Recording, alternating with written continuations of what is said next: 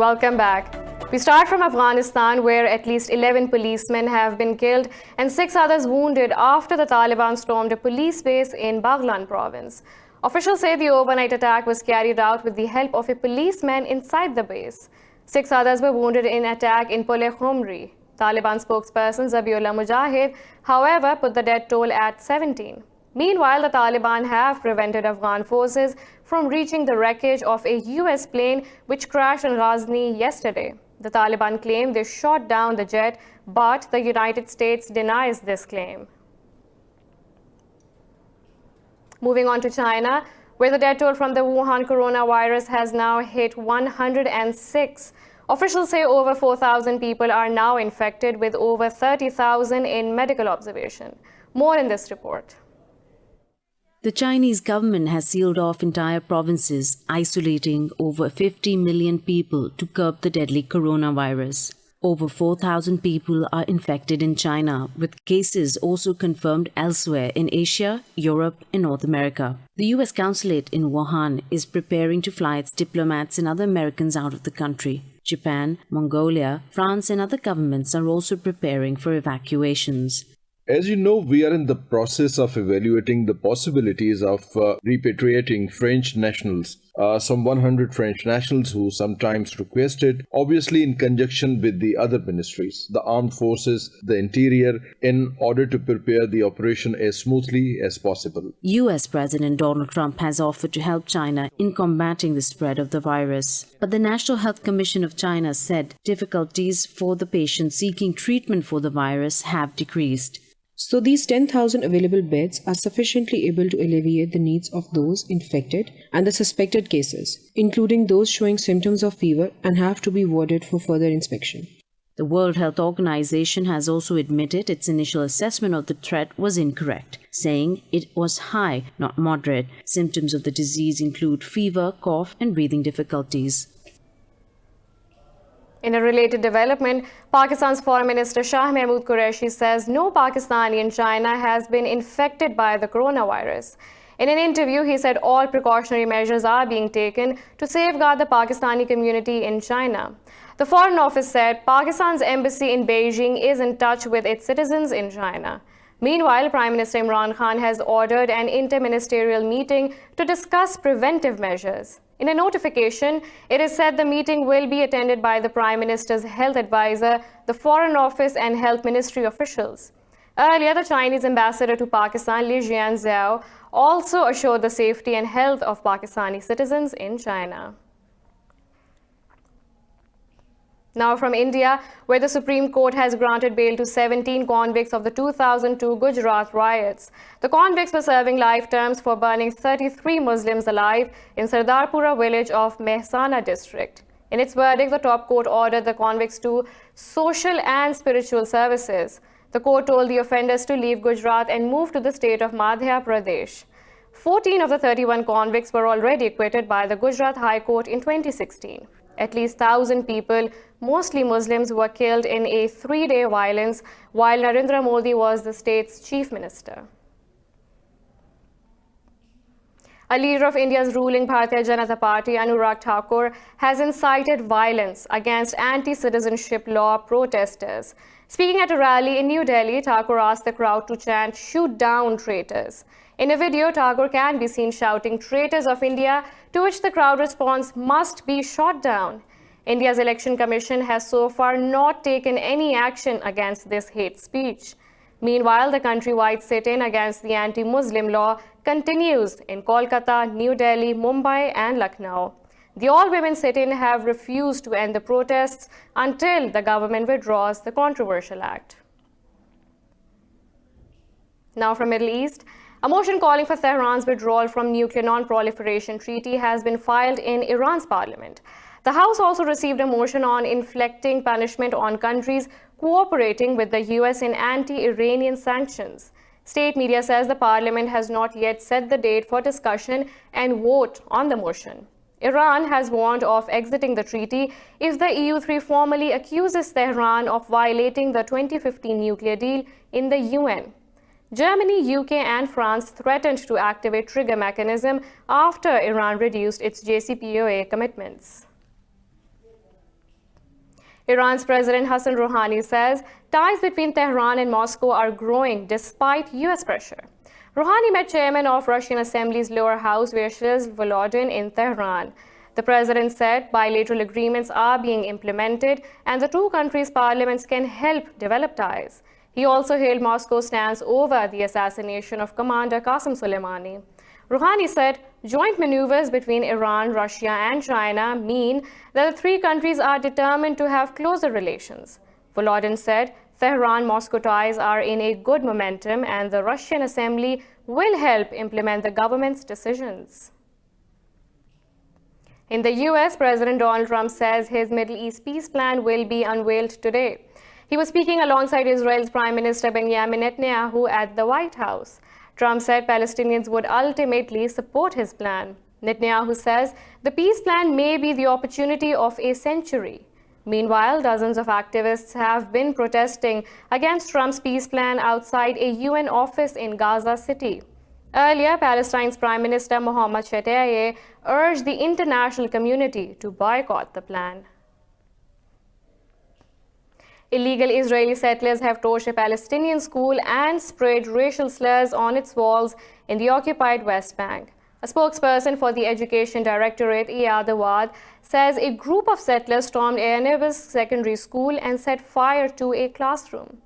Awad said the fire broke out all over the school in the village near Nablus city, but there were no casualties.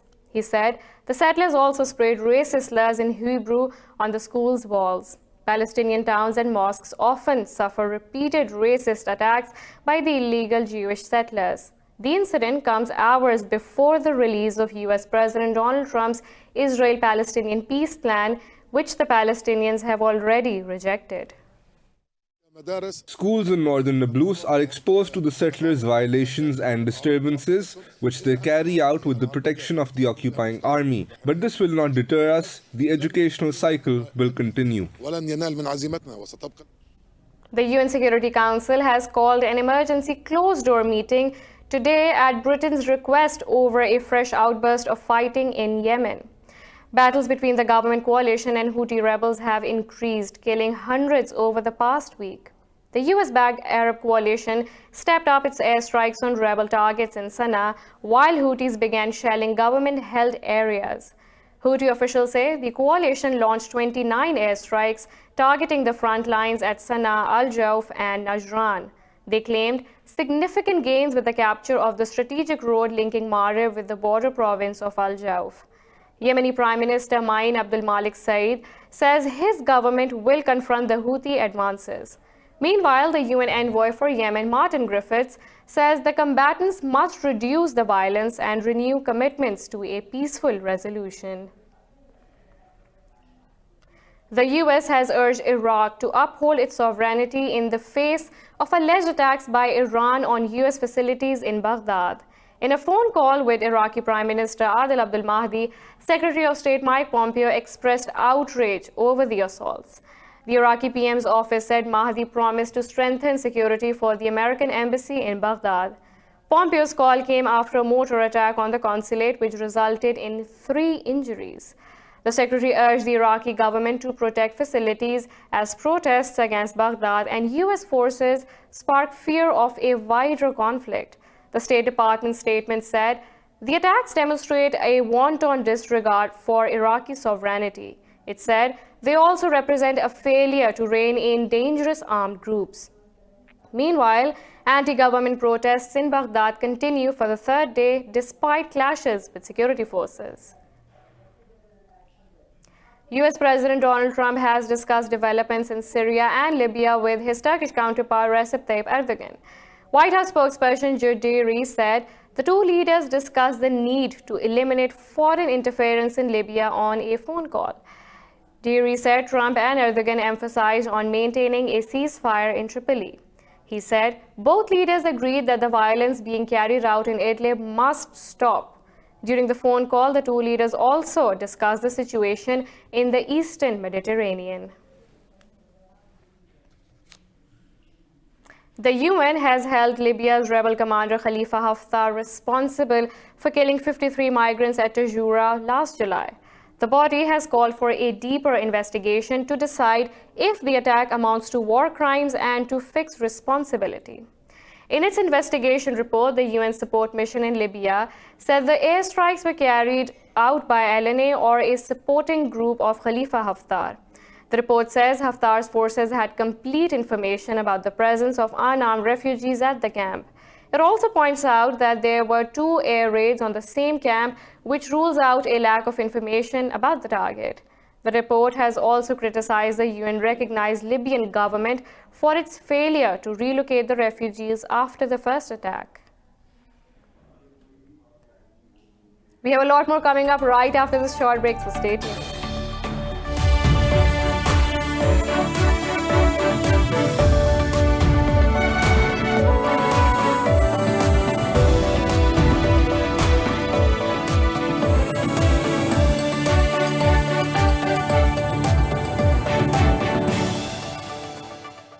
Welcome back. As we all await Brexit, the EU has warned Britain it will never compromise on the integrity of its single market. EU's chief Brexit negotiator, Michel Barnier, was speaking at Queen's University, Belfast. Barnier termed the single market bloc's most valuable asset and said frictionless trade between the UK and the EU was impossible. He said, London must now face reality after underestimating the costs of leaving. He said, Brexit bears negative consequences and will always be a matter of damage limitation. Barnier said if no trade agreement is reached, Britain still faces the risk of a cliff-edge Brexit in 2021. Negotiating the future partnership between the EU and the UK is so another huge challenge. A new clock is ticking. 11 months is extremely short. Prime Minister Johnson has said he will not extend this period.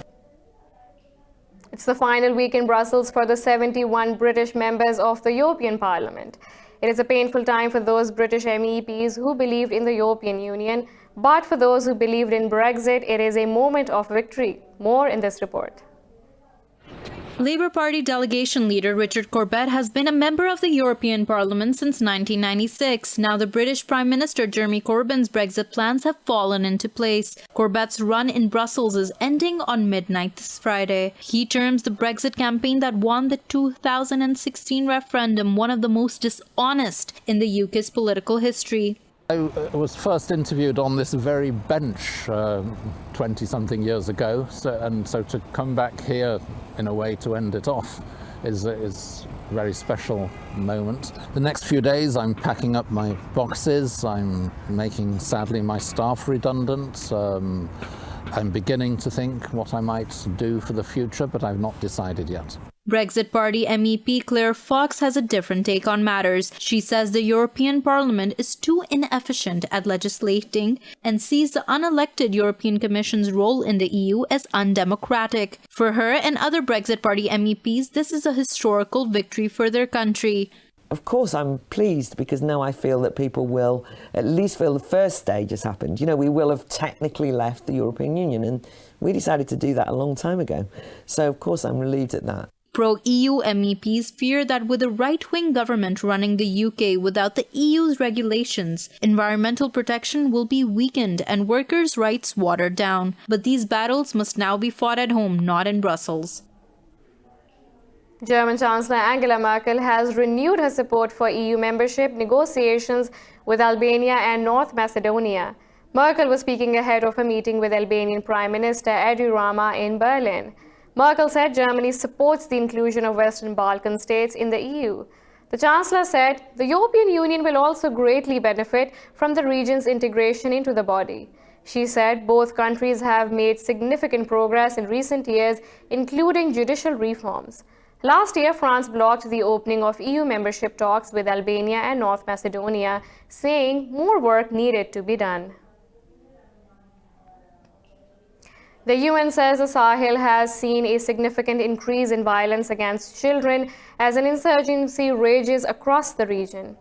A UNICEF report says 277 children were killed or maimed in Mali alone during the first 9 months of 2019. This report will tell you more.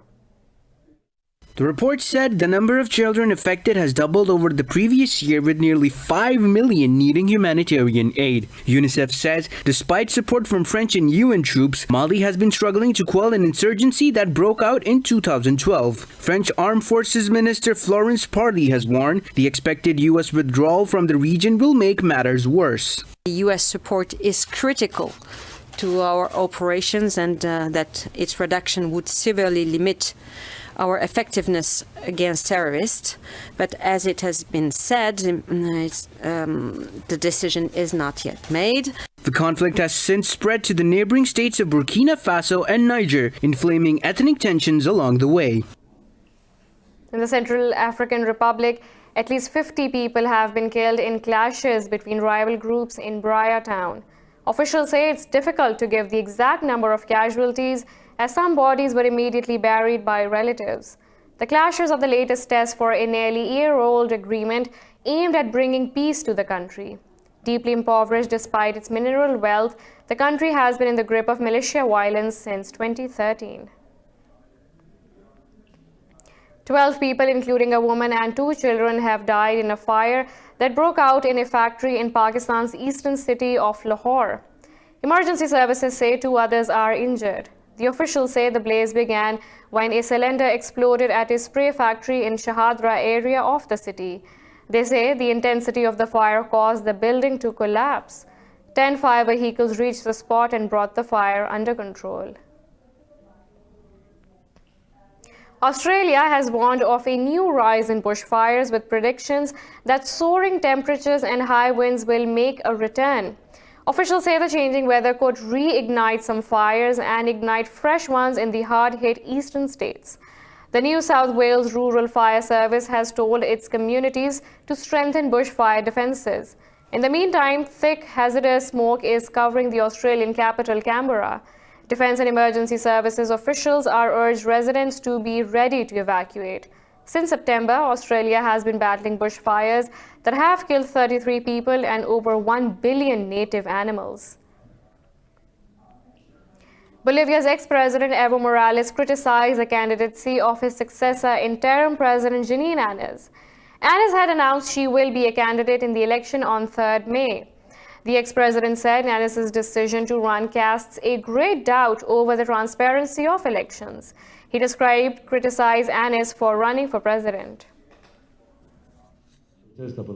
I want to take this opportunity to warn the Bolivian people and interim President Jeanine Áñez's dictatorship. They say they are transitional government. To us, they are coup mongers and they have a dictatorship.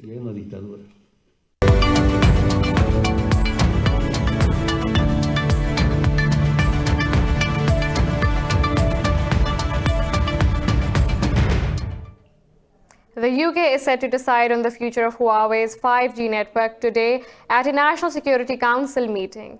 Ahead of today's meeting, Prime Minister Boris Johnson said British consumers can access the new technology without compromising national security. Britain faces intense US pressure to block Huawei, which Washington argues can compromise British secrets. Johnson said any decision on Huawei's future will not affect the Five Eyes security relationships with key allies. Going to come up with a solution that enables us to achieve both those objectives, and that's the way forward. So you've got to, there's no reason why we shouldn't have technological progress here in the UK, allow consumers, businesses in the UK to have access to fantastic technology, fantastic communications. The UK and the US are currently in the process of negotiating a post-Brexit free trade agreement. More in this bulletin. Stock markets across Europe are trading higher after posting nearly 4 months low in their previous session. Investors are on a buying spree after yesterday's panic sell-off undervalued major stocks. The CAC 40 in Paris is trading fractionally up as French corporate services provider Adrend stocks gained over 4.5%. Frankfurt's DAX and London's FTSE 100 are also trading fractionally higher. In Asia, Seoul's Kospi led the losses, closing over 3% lower. Nikkei 225 lost over 0.5%. Meanwhile, international oil prices have plunged over 0.5% amid slowing global economy over coronavirus fears.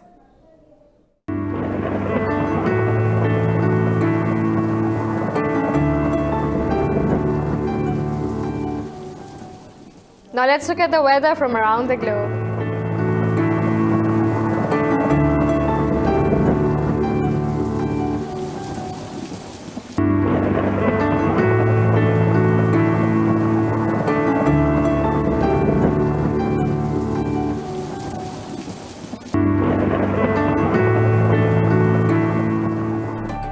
This is all for now. For the latest updates, you can follow us on social media at indus.news.